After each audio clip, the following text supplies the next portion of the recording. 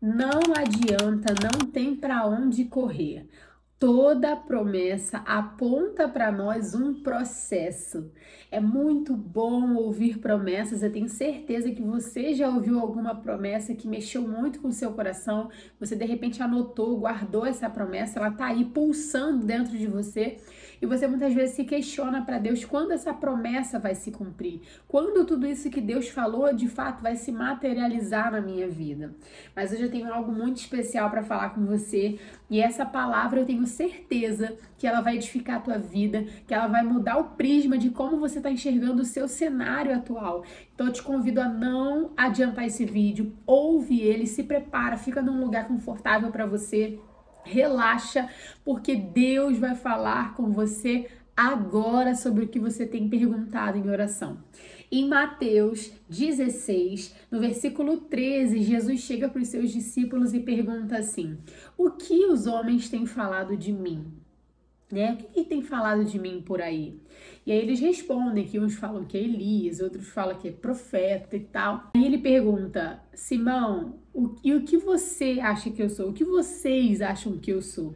E aí Simão responde: tu és o Cristo, o Filho do Deus vivo. E Jesus se surpreende com aquela atitude e ele fala: não foi, bem-aventurado és tu, Simão, porque não foi homem que te revelou isso. Não foi carne nem sangue, foi o Pai que está nos céus. E aí ele fala assim: e porque você é Pedro, e sobre essa pedra edificarei a minha igreja, e as portas do inferno não prevalecerão contra ela. Darei as chaves dos céus para você, e tudo que ligar na terra será ligado no céu, e tudo que você ligar no céu será ligado na terra. Ou seja, aqui, nesse pequeno pedacinho, ele dá a Simão uma identidade nova, ele dá a Simão um novo caminho, um novo processo, e ele dá a Simão uma promessa.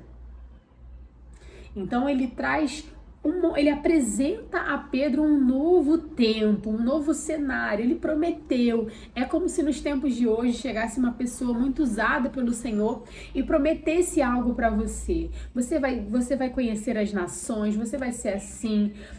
O Senhor vai te usar nisso, o Senhor vai derramar dons específicos sobre você, e aquilo nos enche, aquilo nos preenche de tal maneira, a gente se alegra de saber que a gente vai viver coisas especiais com o Pai. Só que logo, quando Jesus começa a predizer a sua morte, do versículo 21 em diante, Pedro começa a repreender Jesus e fala o seguinte: Senhor, tem compaixão de ti, de modo nenhum isso te acontecerá. E é quando Jesus vira para ele e fala: para trás de mim, Satanás. Porque para mim, tu és uma pedra de tropeço, e você não vê as coisas do modo correto, você não compreende e discerne as coisas, você vê as coisas do modo que os homens vê, né? Você só entende e compreende as coisas dos homens, você não compreende as coisas de Deus. E depois disso, Jesus vai falar para os discípulos: se alguém quiser vir após mim, renuncie a si mesmo, tome para si a sua cruz e siga-me. E o que a gente aprende com esse pequeno pedaço de Mateus 16? Que o Senhor tem uma promessa para você. Ele tem para você um destino, ele tem para você uma identidade totalmente nova, ele tem para você promessas, um novo caminho, um ministério, um fundamento. Mas você primeiro vai precisar passar pelo processo.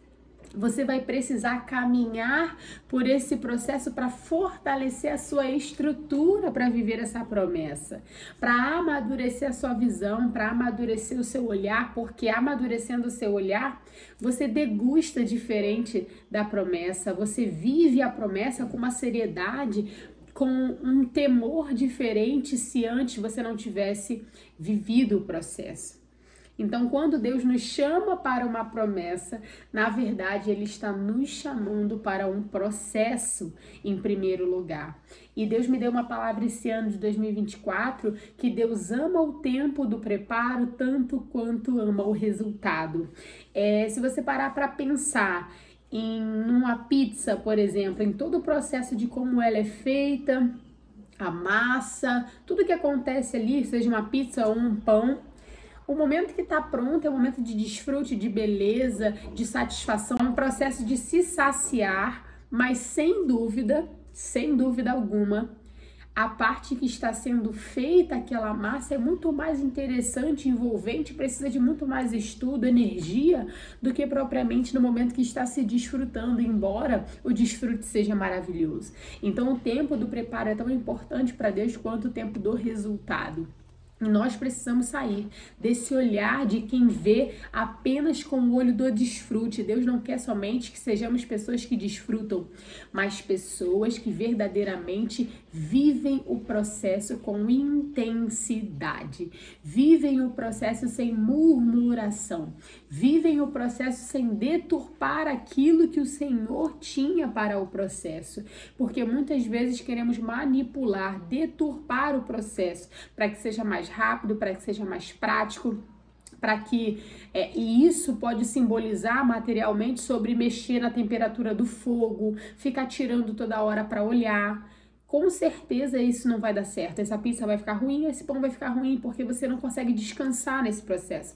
Você tá o tempo todo olhando esse pão, você tá o tempo inteiro tentando furar para ver se ele já assou, e isso deturpa, isso compromete o resultado que você tem depois da promessa em si.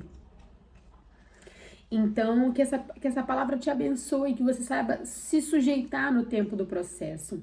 O tempo do processo ele é necessário para que a colheita, a promessa, ela venha com perfeição, ela venha com abundância.